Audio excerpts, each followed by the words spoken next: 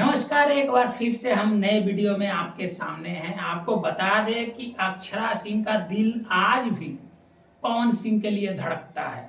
जी हाँ, आपको बताते चले कि एक इंटरव्यू के दौरान अक्षरा सिंह ने कहा है कि प्यार किसे नहीं होता और कौन इंसान है जो अपने पहले प्यार को भूल सकता है।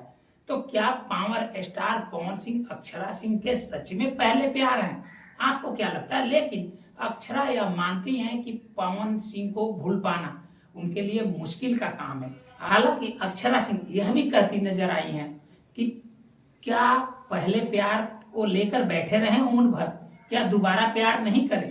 तो क्या लगता है आपको, एक बार फिर से अक्षरा सिंह को प्यार हो गया है और पवन सिंह को भुला पाना अक्षरा के लिए इतना मुश्किल क्यों हुआ? आप लोग खुद जानते हैं, क्योंकि इन दोनों का जो बॉन्डिंग है, इन दोनों का जो रिलेशन था, भोजपुरी इंडस्ट्री में सबसे चर्चित जोड़ी और चर्चित रिलेशन के लिए अक्षरा पवन सिंह का नाम लिया जाता था। लेकिन अब अक्षरा यह कहते हुए नजर आ रही हैं कि उनको फिर से प्यार हो गया है, लेकिन इस बार पवन सिंह नहीं।